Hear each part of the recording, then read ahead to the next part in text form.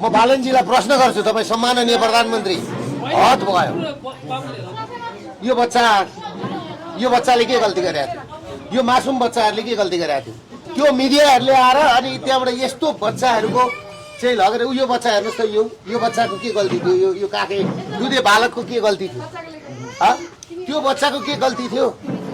ल ठुलो मान्छेको त छोडिदिउँ, यो बच्चाको के गल्ती थियो? मासुम बच्चाको यो जसले कि यो बच्चालाई के थाहा छ? यो बच्चामाथि गरेको जुन बर्बर अन्याय छ नि, मानव अधिकार आयोग कहाँ छ? र म इन्दिरा राणा मगरलाई के भन्छु भने तपाईँ त बच्चा हुर्काउने मान्छे, आज यो बच्चाको हालत हेर्नुहोस् तपाईँको पार्टीले के गरेको। हिजो सुकुम्बासीको बस्तीमा भोट माग्न जाँदाखेरि म डोजर आयो भने छाती छाप्छु भन्ने खगेन्द्र सुनार कहाँ गए, रवि लामिछाने कहाँ गए? अनि आज आएर यो बच्चाहरूको भविष्य, यो मान्छेहरूको भविष्य, जो भूमिविहीन छ, जसको भूमि छैन, त्यो जहाँ पनि बस्न पाउँछ क्या, प्राइभेटदेखि बाहेक सरकारी जग्गामा। नेपालै देशको के कारणले भूमिविहीन भएका छन्? लघुवित्तको कारणले भएका छन्, सहकारीको कारणले भएका छन्। ब्याङ्क करप्ट भएर चाहिँ खोलाका पोखरमा गएर बसेका छन् मान्छे। रहरले खोलामा गएर बस्छ, खोलाका डिलमा मान्छे के हुन्छ? गाउँमा केही पनि चल्दैन, त्यही बजारमा आएर भाँडा माझ्ने होला, त्यही बजारमा आएर चाहिँ कसैको भात पकाउने होला, कसैको दिशा सोर्ने होला, कसैको पिसाब सोर्ने होला, कसैले बिरामी हेरिदिने होला, कसैको भारी बोक्ने होला। त्यस्तो गरेर दुःख गरेर खोलाका डिलमा बसाएको घर, बनाएको घर, 20औं वर्ष लगाएर बनाएको घर भत्काइदियो होइन? भत्काइदियो होइन?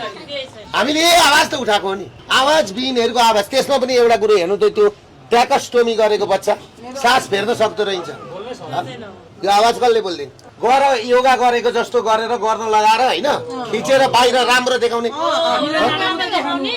म बालनजीलाई के भन्छु भने नि, तपाईँले जुन अपराध गर्नु भएको छ नि, यसको हिसाब किताब नेपाली जनताले लिन्छ। हेर्नुहोस् पढाइ, अनि स्कुल पढाउन थाल्यो भनेर अस्ति मिडियामा भने होइन, स्कुल कुन स्कुल पढेको? यो बच्चाको भविष्य हो के गरेको? यो तपाईँहरू पनि सोसियल मिडिया राम्रो एकदम बालेल भन्दा राम्रो भन्नुहुन्थ्यो त, अहिले त देखियो त जनताले। यो विश्व मानव अधिकारले हेर्नुपर्छ। यो कुरो लिएर बालबालिकाको अदालतमा जानुपर्छ। अब हामी जान्छौँ, अन्तर्राष्ट्रिय कोर्टमा जानुपर्छ। यो मानव अधिकारको लिली थापा मेमलाई म भन्छु, तपाईँको बच्चाको हालत यो भएको थियो भने के गर्नुहुन्थ्यो? त्यो मानव अधिकारको आयोगको अध्यक्ष छ नि, ती बुढा मान्छे, तपाईँको नातिको हालत यो भएको थियो भने के गर्नुहुन्थ्यो तपाईँ? मेरै छोरी के बच्चा त्यो छोरीले के होला? अब हेर्नुहोस् यस्तो लट्ठी टेकेर हिँड्ने बा कहाँ जान्छ?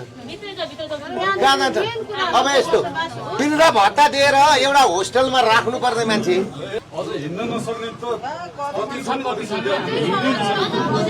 अब एउटा काम के गर्नु पर्यो भने म सम्पूर्ण मानव अधिकार आयोगदेखि लिएर होइन, अनि नेपाल बार एसोसिएसन, केन्द्रीय नेपाल बार एसोसिएसन, जिल्ला बार एसोसिएसन भक्तपुर, काठमाडौँ, ललितपुर र वकिल साहबहरू र मानव अधिकारवादीदेखि लिएर जो यो बच्चा र वृद्धको सेक्टरमा काम गर्छ नि, उहाँहरूलाई तुरुन्त उहाँहरूप्रति सम्पर्क गरेर उहाँहरूलाई न्याय दिलाइदिनको लागि अघि बढ्नुहोस् भन्छु म पहिला।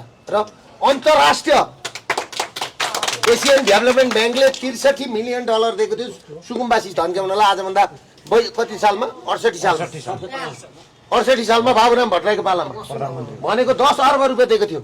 त्यो पैसा कहाँ छ अहिले? सुकुम्बासीलाई व्यवस्था गर्नको लागि 10 अर्ब रुपियाँ दिएको थियो आजभन्दा 15, 16, 20 वर्ष अगाडि। जसको भूमि छैन नेपालै त्यसको हो। अनि प्राइभेट जग्गामा दिँदैन त, सरकारी जग्गामा त बस्छ त, खोलाका डिलमा बस्छ। यति कुरा पनि थाहा छैन मान्छेलाई।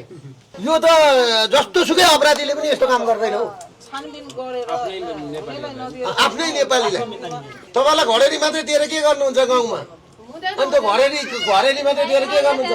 कहाँ भाँडा माज्नुहुन्छ, कहाँ कोट्याउनुहुन्छ, कहाँ के गर्नुहुन्छ? यो बजारमा त भाँडा माज्नु भएको थियो होला, के गर्नु भएको थियो होला, भारी बोक्नु भएको थियो होला। रोजगारीको कुरो छ के गरेको? 1992 मा आजभन्दा चाहिँ 1992 भनेको आजभन्दा 35 वर्ष अगाडि भुटानीहरूलाई खेद्दाखेरि नि, हामीले मेचीको बगरमा गएर भुटानीहरूलाई ल्याएर माई खोलामा राखेर आफ्ना लुगा थाटो खोजेर चामल बोकेर हामीले पालेका थियौँ यार। हामीले त्यो धर्म निभाएको थियो क्या त्यतिखेर।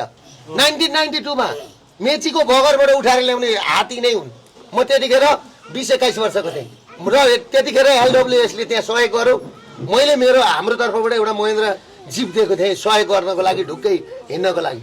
त्यो गाडीको नम्बर अहिले पनि मलाई थाहा छ, BRR 9471 भनेको इन्डियन नम्बर गाडी थियो त्यतिखेर। त्यो गाडी मैले भुटानीहरूको सेवाको लागि दिएको थिएँ। टिममै क्याम्पमा कुद्थ्यो त्यतिखेर। हामीले त्यो सेवा गरेका थियौँ त्यतिखेर, आजभन्दा 30-32 वर्ष अगाडि, 27-28 वर्ष अगाडि।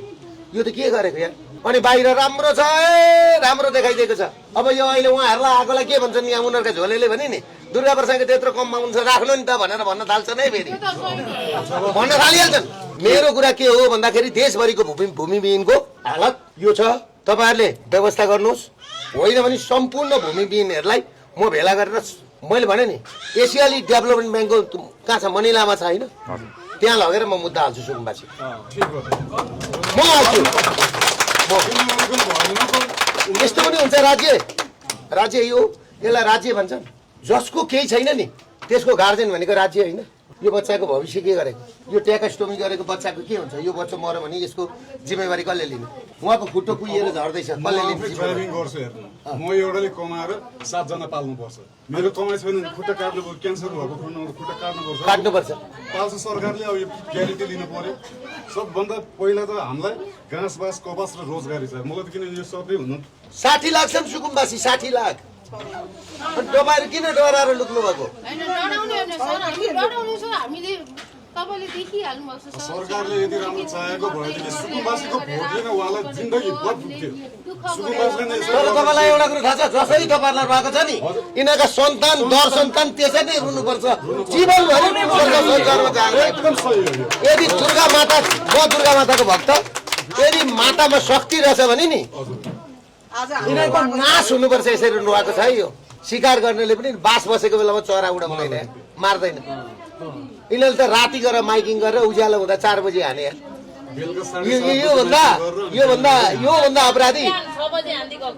योभन्दा अपराधी सरकार भेटे नेपालीले अझै पुगेको छैन।